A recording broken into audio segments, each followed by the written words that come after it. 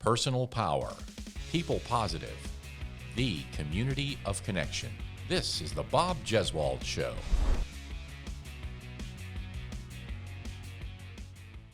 Understand when you exercise, you're going to get some aches and pains, because you're doing things repetitively or things happen. But there's methods to do that. So after doing that, and then explain to people, this is when I can give a little bit of it, but your long muscle that comes to your gluteus maximus, and it goes all the way down your foot. It literally travels that muscle all the way down to the base of your foot. And when you step down to it feels like you're stepping on glass. I was at a point where I used a walker for a while. So I had from Red Nose 20 to Callaway Gardens on Red Nose was the 4th. Callaway was January 25th. I had 3 weeks. And Dr. Lauren Smith got me back on my feet. She said, you've got all your training done. You got to get off your feet for these 3 weeks. If you can do it, do it. If you can't, you live to run another day. And so I just have mad props for all the professionals and the people who not only encouraged me, but helped me medically to be able to finish the marathon. So what would they say? And I'll think somebody's sitting there going, then why the heck do it? So, I mean, what would you say to that? I say, your first focus is intrinsic. You do it because you want to.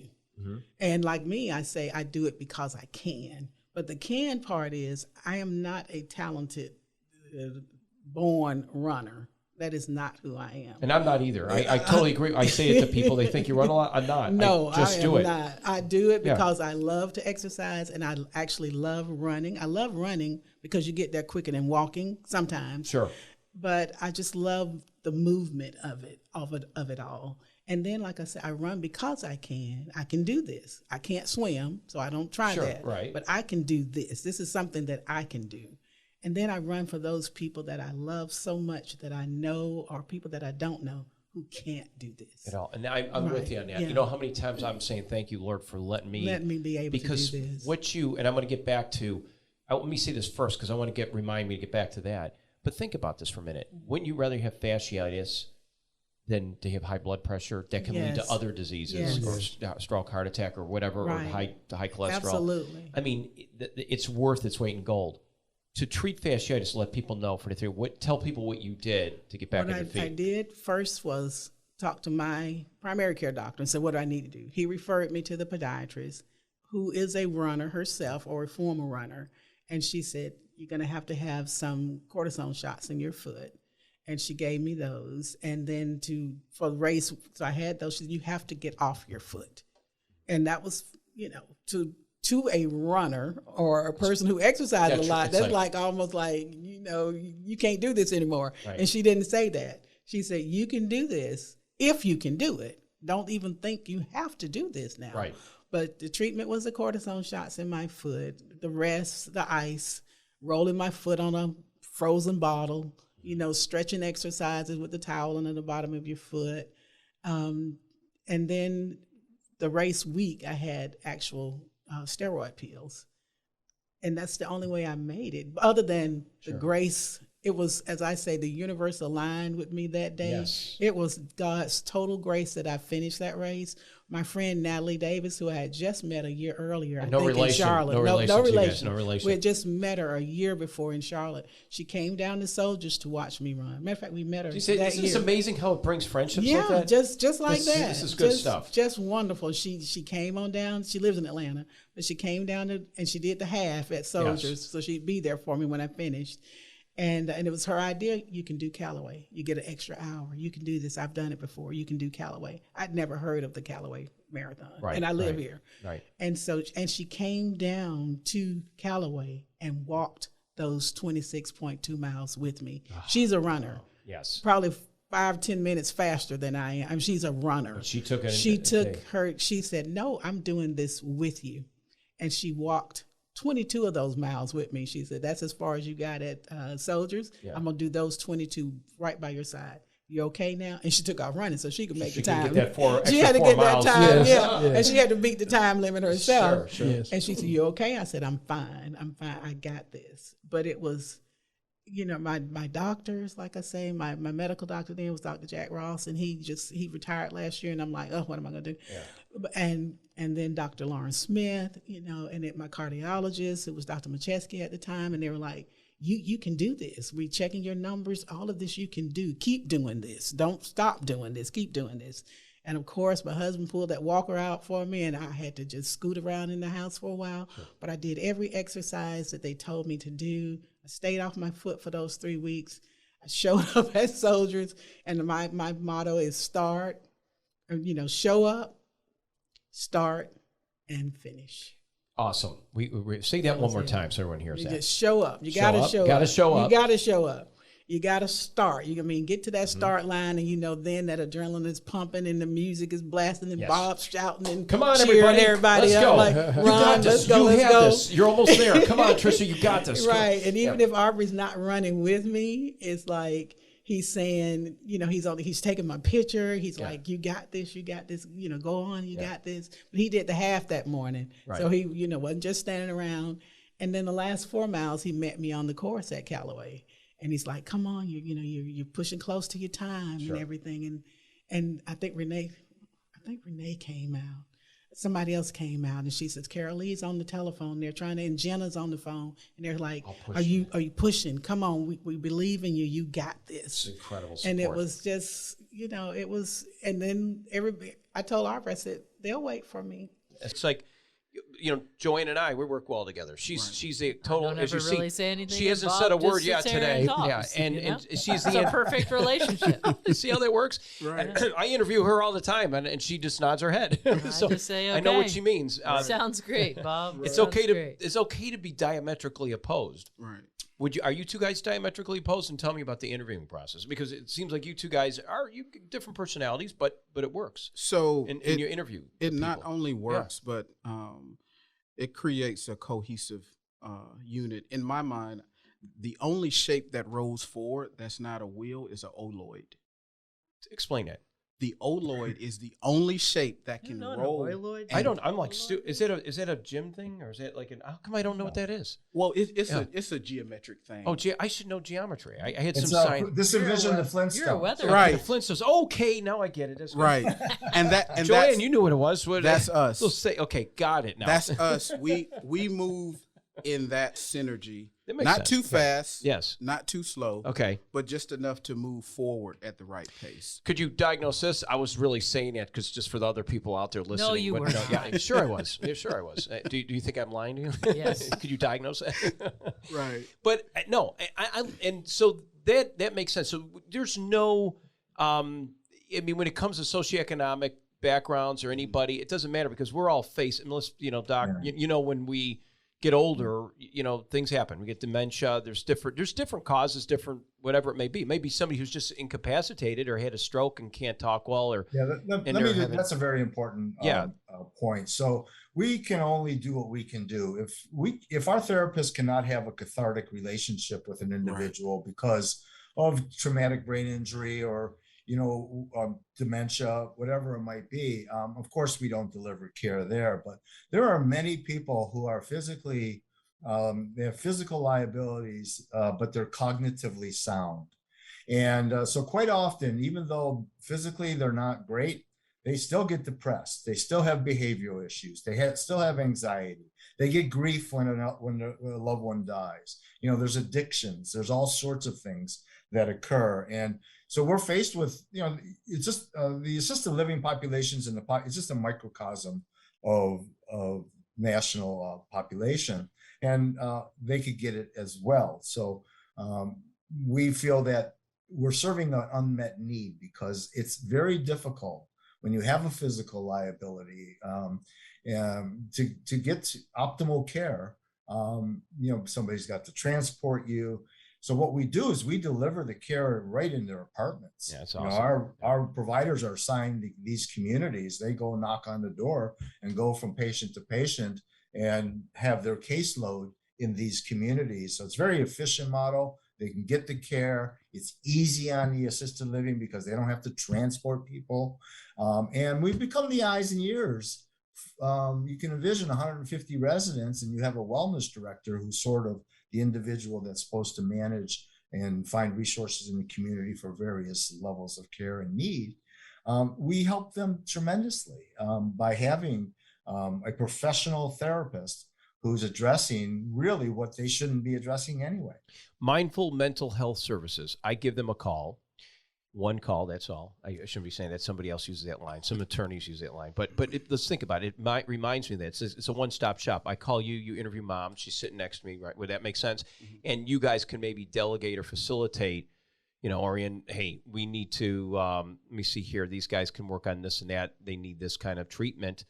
You'll send them over to that place. So it could be a physical appointment, or it could be a tele-appointment, or both. So what would happen in that scenario, which you just stated, a therapist, a licensed clinical social worker, that's very, very important. Yeah, okay. It's very important because an LCSW is like right up under a psychologist. Okay. Or a psychologist. Yeah, okay. they're right there. So they're going to do what's called a psychosocial assessment. Okay. And then they're going to figure out the needs. Let's figure out, what do you need? And once they pinpoint that, that's all they're working on. It could be a matter of 12 weeks, 16 weeks, 52 weeks, but they're working on that need. So it could be 45 minutes, 4 hour a week, 55. It just depends. And they work that out, the therapist and the patient. How many? Yeah, so let me just add in here. So Orion, of course, like any other network partner we have, does not really get in the middle of clinical medicine.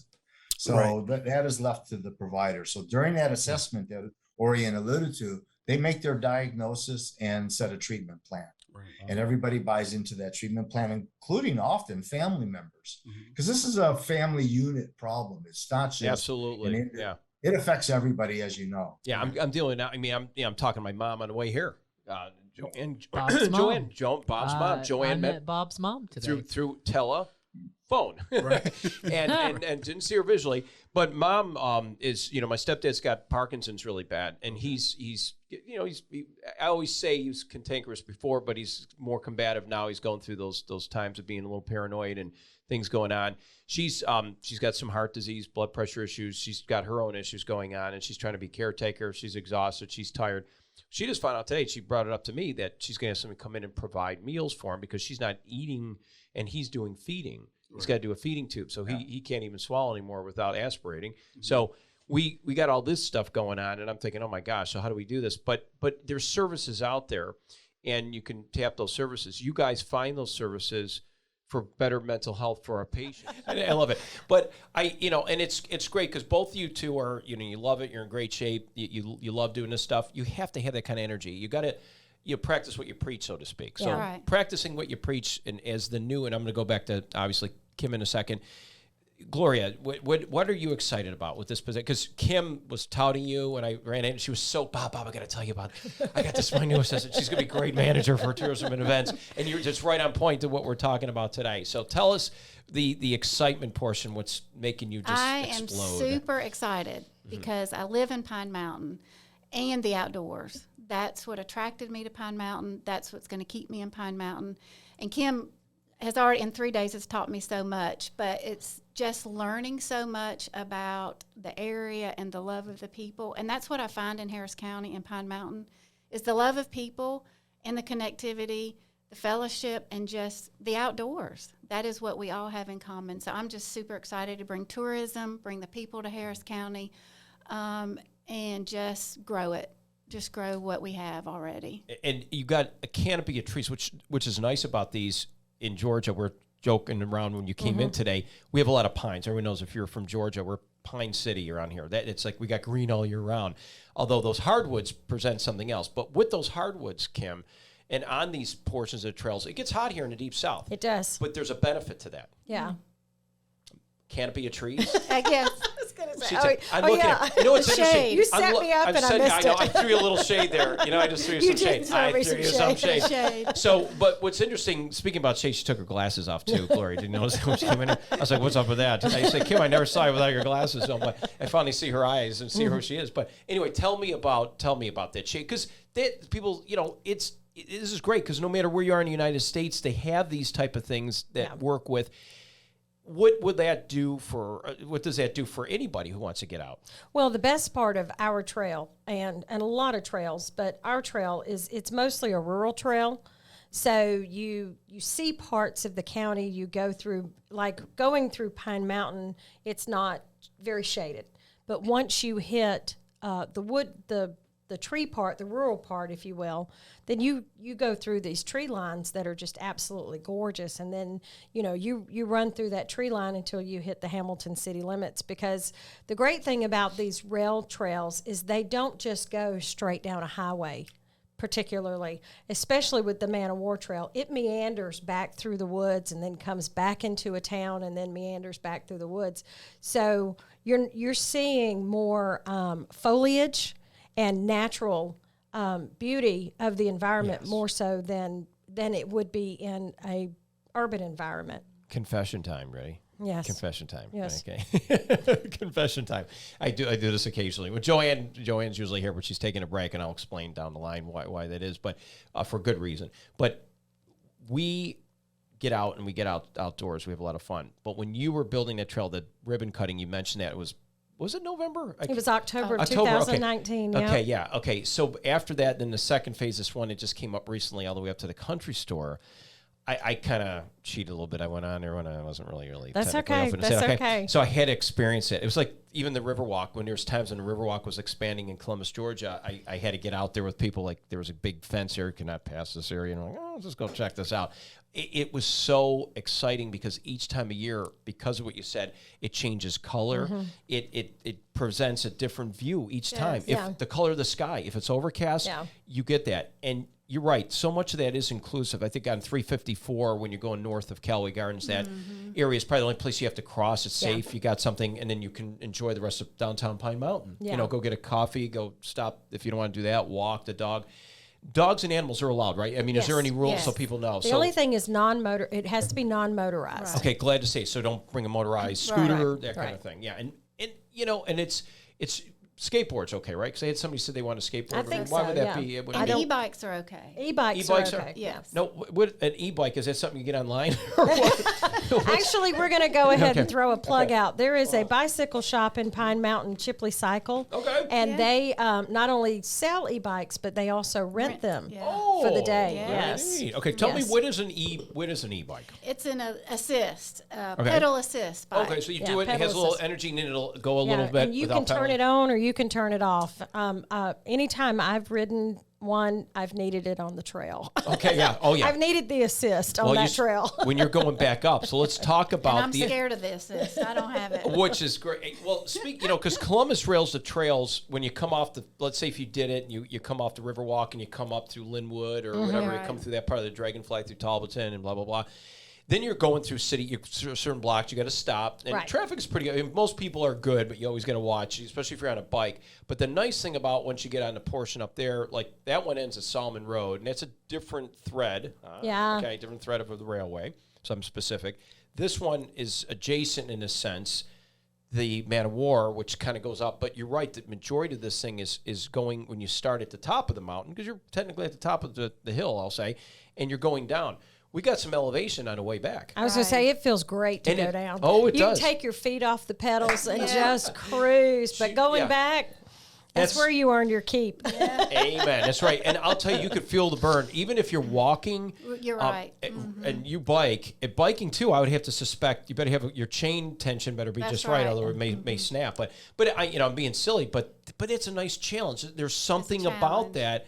And you got places you can look off, observe a little bit. How does someone? I always thought it was fascinating. You're a basketball player, and you just go do this Harlem Globetrotter thing, and even the Globetrotters that go around today, they just have this skill, which is totally remarkable. Oh, it's remarkable. Another guy I would meet and talk with all the time, Cornbread Maxwell, Cedric Maxwell, played at Boston. Because he's from Charlotte. Yeah, so a lot of these guys were from they're like, I'm thinking of Banks too. Eugene went to Duke, or he played for Duke, and he from Philadelphia. He's a Philadelphia kid, Philly kid. But so I spent a little time with guys. Glenn Rice played with the Heat. Yeah, he's from Flint. Carl Banks. Carl. Yeah. Played.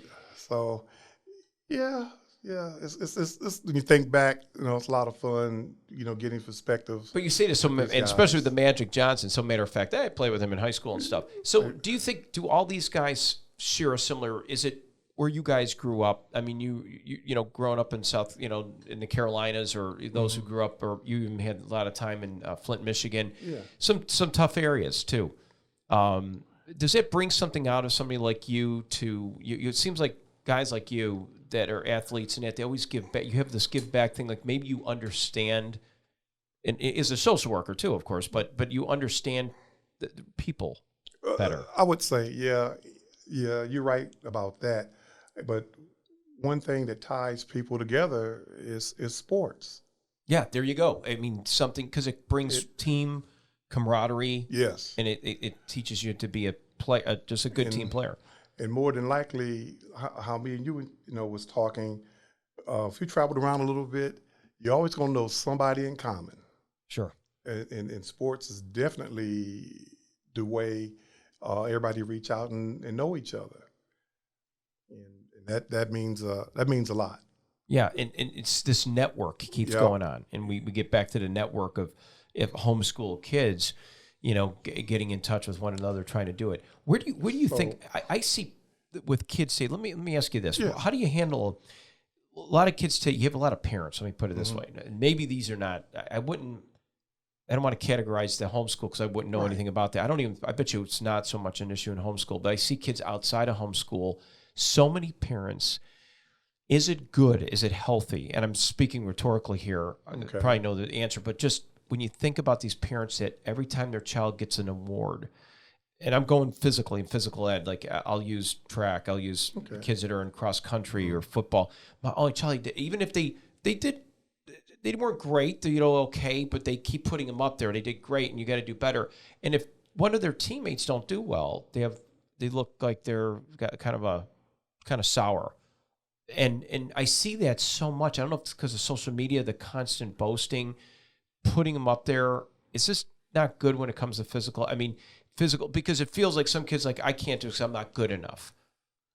You're good enough because mom or dad tells you I'm so great, but then when the coach says, well, you got to work on this, it's very difficult. Or there's kids that can't handle rejection. Are you seeing a lot of that? I'm trying to think, how do we work with that? Well, there's a lot of questions there. One, going to go back to being confident and self-esteem. Yeah, everybody's not going to win, right? For people to understand that, and what that does when parents are like that, the kid or no longer enjoy the sport. I've seen kids quit because the parents was putting that kind of pressure on them. If a child enjoys a sport, they're going to work hard to get good. But parents, of course, live their dream through their children. There you go. Okay. And we hate to see that, but everybody's different. But parents who that say grades is number one, because if you don't get decent grades, you can't play college no way. Right, because they're going to kick you out. You can't academic. You better get it. You better score higher. You're not going to be scoring on the court. Right. So you're out of here. So I would say, they need to think about their priorities first when they start grooming kids for sports.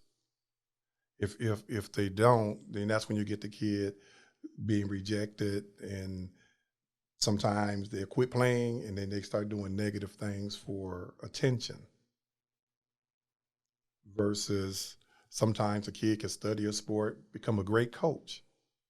If they was good but just missed the mark, but love the sport, they can still contribute to the sport. How many sports do you guys do with Hype then? So how do you decide? I know this is like, would it be fair to say activities? Yeah. Okay, so how many activities do you provide for the physical education part? Well.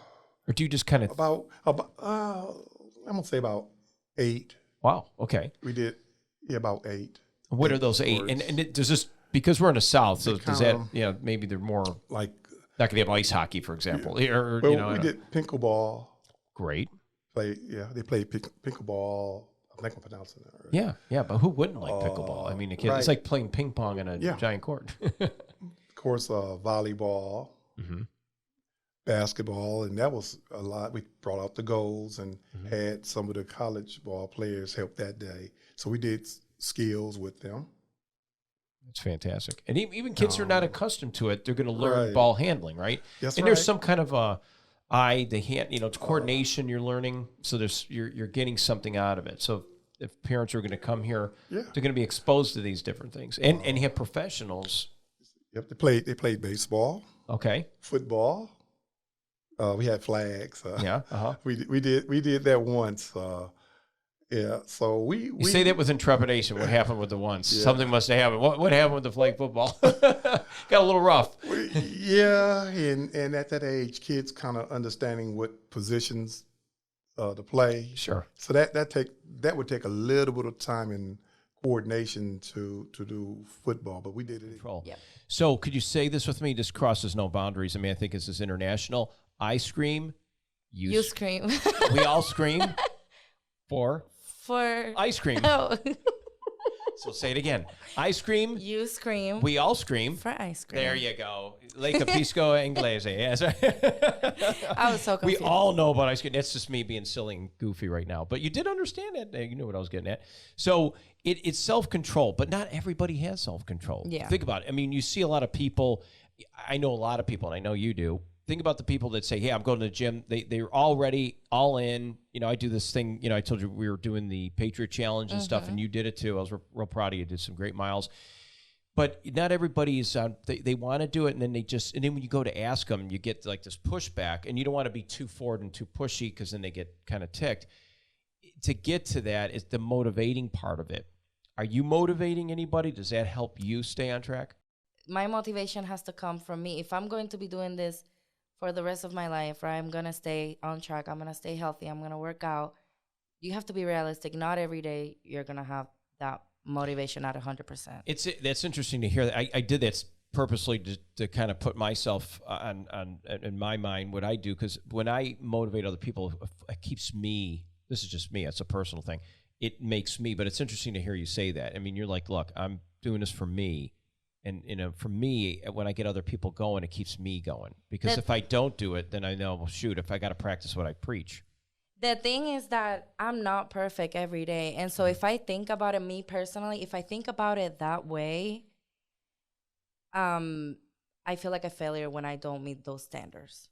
Yeah, we do that. I know what you're saying. And so what do you, in that regard, that's the pressure you're putting on yourself, or is that what's the thing? I think I've always been a person to put pressure on myself, so I think that's a part of it. Okay. But I want to be as honest as I can on my social media and show my journey as it is. And I say this, I'm not motivated 100% of the time. It's all about discipline. I show up to the gym because it's discipline now. One foot in front of the other. When you walk into that gym, when you walk in that door, you can't really turn back. That's what you do, and I get that. And I say from the beginning, for me, it was as soon as I put my gym clothes on. Okay, I like telling that to people because you don't get motivated to go to the gym, but as soon as you put your clothes on, that's the first step. So, what are gym clothes? Which ones do you prefer? What would be your brand? What's your? Oh my God, I have so many. Well, right now I like Gymshark. A lot of people like that one. Spanx is one, isn't it? What do they call them? Spanx or whatever. Am I right on that? I don't know. What do they call that? No, I don't think I'm drifting here. Today's I'm having a moment. There's like Gymshark. There's like Balance, Athletica. There's different brands. What's another one that I really like? Gymshark. It's called ACT. It's from Australia. Oh, okay. Wow. So you've done your homework. Amazon has really good ones. Yes, it sounds good. You're about the fashion too a little bit in there. Yes. I remember. If you feel good at going to the gym, you're gonna do such a great job. Good. I'm gonna just say that too. Get in. Just put those gym clothes on, and you're right through the door. Okay, that is really good advice. So you seem so comfortable and calm. Where are you going from here? Okay, what do you hope to achieve now a year from today? If we sit here a year from today, what is Alondra going to tell me? Well, I'm hoping to be an account executive here at WRBL. Great. I'm also, which is a salesperson. That's fantastic. Yes, I'm so excited. I'm also hoping to get my certification for personal training because I see there's a lot of opportunity to guide people as well. And for me, it's fun. It's great to have somebody who leads you who's been through it already. They can relate to you better. Yes. Anyone in particular? Are you looking just for women? Are you looking for women with weight issues, or just general? I feel like it's gonna be general, and eventually I do want to also get my certification as a nutritional coach as well, because it's like you never stop learning either. No, you never. There's always something new. Yeah. Now you get aches and pains like anybody else, and if you do something, how do you get over that? I mean, I saw you touching your arm earlier. Did something to the arm, so you're going to kind of get yourself fixed up there. So you're not someone who says, "Well, I can't go to the gym today because my arm's hurting." So what do you do? So I look for an alternative for my pain right here that I have on my shoulder. I just try not to work. Like it's usually it hurts when I'm overhead. Yeah, it's kind of doing overhead lifting. Like it's not really when I'm. Yeah. I don't know. Almost I just rotator, prevent those movements, and of course, try to seek for medical help if it's lasting a long time, but mostly rest that area. You have made a great journey here, and I guess I'm just trying to figure it out. If it was early 2020, you're talking about not even technically, was it 2 years? Has it been about 2 years now? I turned a year in November. It's like a year and a half. Oh my God. Yeah, a year and a half too. Isn't that crazy what you've done in that amount of time? And you're let me tell you. 173 and you were 250 when you started. 246. 246. And let me tell you, when I hit that 1 year mark. Yeah, you can have some agua. Did I say that okay? Yes, yes. When I hit that 1 year mark, it was very, very emotional because when you start, you don't really see, it's like you don't really see it happening. You don't really see yourself hitting that mark. And when I did hit that 1 year mark, it was very emotional for me. Like I was crying. Were you by yourself when you were crying, or were you with somebody? was by myself. Okay. I was like, I was just talking to my followers. I was like, I can't believe I'm hitting 1 year today because I never saw this coming. But something that was also very important to me is taking it one day at a time. Do you journal every day on your account? Because we'll put these links for people who want to follow you. Is this merely just Instagram, or which one are you on? What social platform?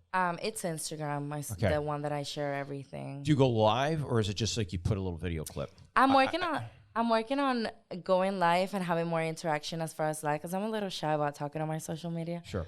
But I do share a lot of posts with exercises that I do, with like sharing my journey, personal, everything.